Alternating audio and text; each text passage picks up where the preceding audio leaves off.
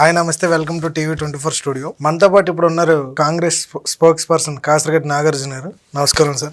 నమస్తే సోదరా. Hi sir, ఎలా ఉన్నారు? Yeah good very good. ఆంధ్రాలో కూటమి ప్రభుత్వం వచ్చింది కదా, దాదాపుగా సంవత్సరానికి దగ్గర అవుతా ఉంది. అసలు ఎలా ఉంది ఈ ప్రభుత్వ పరిపాలన ఏంటి? అంటే సంవత్సరం కూడా కాలేదు, ఒక 9 నెలలు అవుతుంది.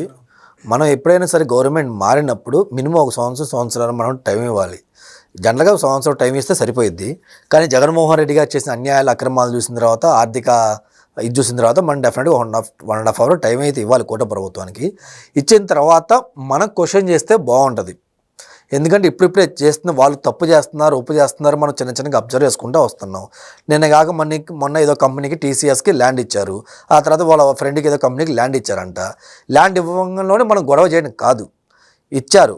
6 months 1 year ఆగిన తర్వాత అసలు వర్క్ ఏమైనా స్టార్ట్ చేశారా, కన్స్ట్రక్షన్ ఏమైనా స్టార్ట్ చేశారా, కంపెనీ ఏమైనా ఎన్ని సంవత్సరాలు పట్టింది, ఏంది టర్మ్స్ అండ్ కండిషన్స్, అలా 1 by 1 వాళ్ళు చేసిన దానికి 1 by 1 చూసి ఆలోచించి ఆచితూచి మనం స్పందిస్తే బాగుంటుంది.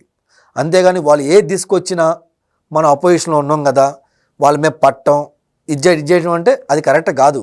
వాళ్ళు ఏదైనా మంచి పని చేస్తున్నప్పుడు మనం ఇనిషియేటివ్గా మన ప్రతిపక్ష పాత్రగా మనం పోషిస్తా వాళ్ళకి ఒక 4 మంచి ఐడియాలు ఇవ్వాలి. వాళ్ళు తప్పు చేస్తుంటే తప్పని చెప్పాలి. అలా ముందుకెళ్తే బాగుంటుందని నా ఆలోచన. కానీ వైసీపీ వాళ్ళు ఏమంటున్నారంటే ఇప్పుడు అంతా కూడా రెడ్ బుక్ రాజ్యాంగం నడుస్తుంది అన్నట్టు అంటున్నారు. మరి దీనిలో గతంలో చూస్తే రాజారెడ్డి రాజ్యాంగం నడిచింది అన్నారు కదా, ఒక కాంగ్రెస్ నాయకులకి మీ అభిప్రాయం ఏంటి? ఇప్పుడు నారా లోకేష్ గారు ప్రతిరోజు చెప్తా ఉన్నాడు, ఏమని రెడ్ బుక్ రాజ్యాంగం నడుపుతా అని చెప్తా ఉన్నాడు. ప్రజలు ఒప్పుకోనేక మరి ఇచ్చింది. మరి వీళ్ళు కొత్తగా చెప్తున్నారు ఎందుకు ఆ మాట, రెడ్ బుక్కో. ఆ రోజు ఆయన రెడ్ బుక్ రాస్తా అంటే వీళ్ళు ఏమన్నారు, ఓరే 4 పేర్లు రాయడానికి రెడ్ బుక్ దేనికిరా, నువ్వు నా పేర్లు మర్చిపోయి చెప్పు, నేను రాసి పంపేస్తా అన్నారు. ఎవరు? వీళ్ళ నాయకులే కదా. రోజా గది హీనంగా మాట్లాడింది కదా. ఎందుకు ఇప్పుడు జగన్మోహన్ రెడ్డి గారు అయితే రాసుకుంటే 4 బుక్లు పెట్టి రాసుకోవా అన్నాడు అప్పట్లో. ఇప్పుడు ఎందుకు అంత భయపడుతున్నారు? రెడ్ బుక్ చూసి పోయి ఢిల్లీలో మీటింగ్ పెడతాడు, గల్లీలోకి వచ్చారుతారు, 7 దగ్గరికి వెళ్ళినా అదే, ఇంకొకరి దగ్గరికి వెళ్ళినా ఏదే విషయం. నారా లోకేష్ గారు రాసే రెడ్ బుక్ గురించి ఏ ప్రెస్ మీట్లో ప్రస్తావించుకుని పెట్టిన ప్రెస్ మీట్ లేదు. ప్రతి ప్రెస్ మీట్లో రెడ్ బుక్ అనే మాట్లాడుతున్నాడు. ఎందుకు అంత భయపడతాం? భయం అవసరం లేదు కదా. ఆయన ముందే చెప్పాడు, యుగాలం కానీ చెప్పుకుంటూ వస్తున్నాడు, నేను ఒక బుక్ మెయింటైన్ చేస్తున్నారు, అబ్బాయిలు జాగ్రత్తగా ఉంటారని చెబుతున్నారు. మరి అది కొత్తగా నువ్వు చెప్పేది సార్, మాకు తెలుసు కదా, ప్రజలు కూడా తెలుసు కదా, ఇంకేముంది దాంట్లో. అయితే జగన్మోహన్ రెడ్డి గారు ఈ ప్రభుత్వంలో ఉన్నప్పుడు లిక్కర్లో అతిపెద్ద భారీ స్కామ్ జరిగిందని కూటమి ప్రభుత్వం ఆరోపిస్తుంది. అసలు దీన్ని ఎలా చూడొచ్చు? లిక్కర్ స్కామ్లో జగన్ గారి పాత్ర ఎంత ఉంది అనుకుంటున్నారు? ఇప్పుడు వరకు అయితే లిక్కర్ భారీ స్కామ్ కాదు, శాండ్ మైనింగ్ ఇవి తీస్తే భారీ స్కామ్లు అవుతుంది. అంటే లిక్కర్ కానీ భారీ స్కామ్లు అవుతాయి. లిక్కర్లో నెలకి 50-60 కోట్లు వచ్చిందంట, శాండ్లో 150 కోట్లు నెలకు వచ్చిందని చెప్తున్నారు. ఆ మైనింగ్లో 500 కోట్లు అయితే నాకు తెలిసి మైనింగ్లో. సో ఇవన్నీ 1 by 1 బయటికి తీయాలి. సో బయటికి ఎవరు అంటే ఒకటి తీస్తున్నారు లేదనేది మనం పోను చూడాలి. ఇప్పటికైతే ఒకటి తీశారు. జనరల్గా అందులో ఇంకా ఒకటిలో కూడా ఎలా ఉంటుంది సోదరా, ఇప్పుడు నువ్వు లిక్కర్ కంపెనీ ఒకటి ఉంది, నేను వైసీపీ గవర్నమెంట్లో ఉన్నాను అనుకో, వైసీపీ గవర్నమెంట్లో పెద్దను అనుకో, ఏం చేస్తున్నాం, నీ దగ్గరికి వచ్చి బెదిరిచ్చో, బ్లాక్మెయిల్ చేసో, నీకు ఏదో ఒక ఆఫర్ ఇచ్చో లేదో, నీ కంపెనీ మొత్తం నేను రన్ చేసుకున్నా అని చెప్పి గత 5 సంవత్సరాలు తీసుకుని నేను రన్ చేశాను అనుకో. ఏం చేశాను, జనరల్గా నేను ఏదైతే ప్రొడక్షన్ చేసిన సేల్స్ ఉంటాయో, liquor wine shop, liquor bottles ఏమవుతున్నాయో, నేను డైరెక్ట్గా షాపులకు సప్లై చేయకూడదు. వీళ్ళు ఏం చేశారు, ఫస్ట్ గవర్నమెంట్ని సప్లై చేయాలి. గవర్నమెంట్ వీళ్ళకి ఇంటెంట్ పెట్టింది ఇన్ని బాటిల్స్ కావాలని. సో పెట్టకుండా వీళ్ళు ఏం చేయాలి, ఫస్ట్ గవర్నమెంట్ సప్లై చేయాలి. గవర్నమెంట్ రన్ చేస్తున్న షాపులకు పంపించాలి. యాక్చువల్ ఇది ఇది పంపించే తీరు, రూట్ మ్యాప్. వీళ్ళు తెలివిగా ఏం చేశారంటే, నాకున్న సమాచారం అంటే నేను చదువుతున్నాను చేసింది అంటే, కొంతవరకు ప్రొడక్షన్లో కొంతవరకు గవర్నమెంట్కి పంపించి గవర్నమెంట్ ద్వారా వైన్ షాపులు పంపించేవాళ్ళు. అదొకటి.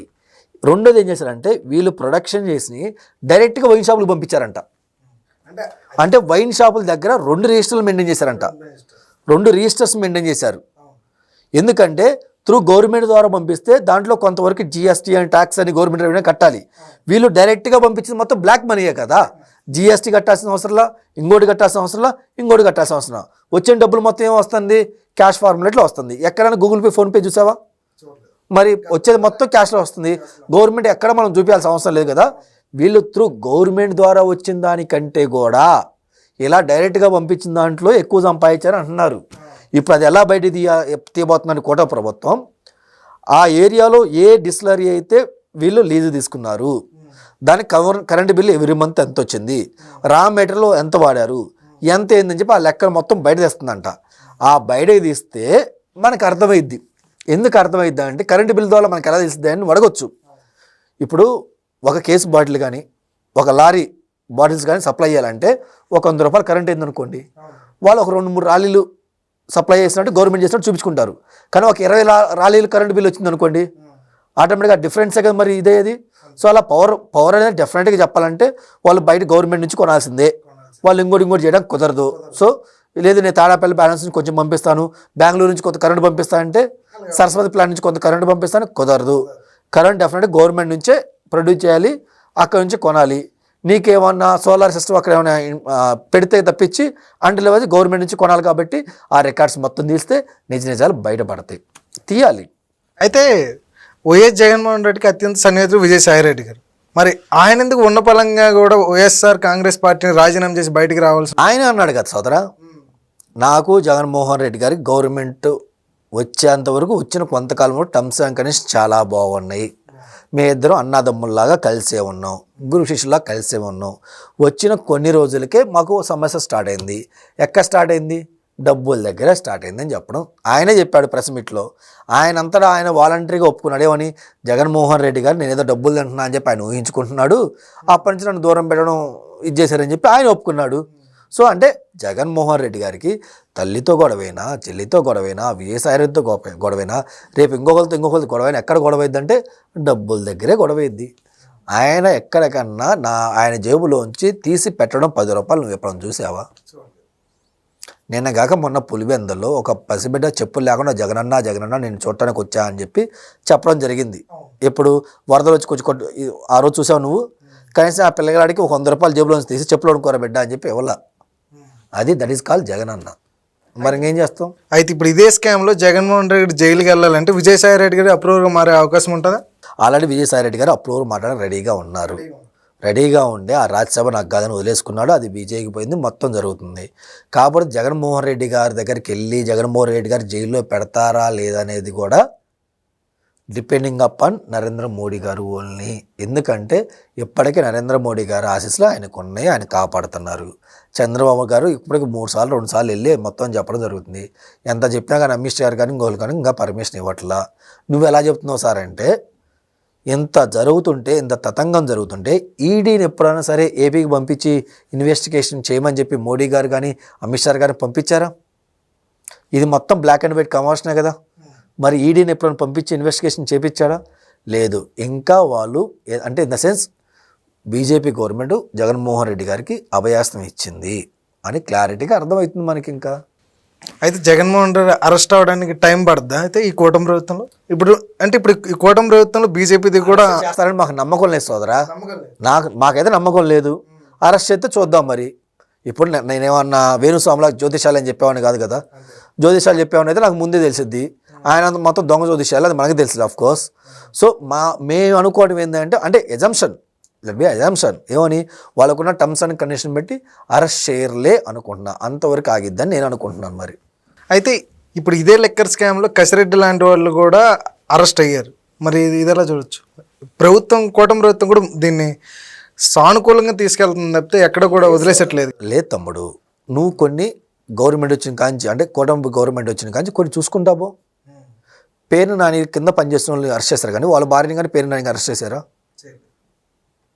Point number 1.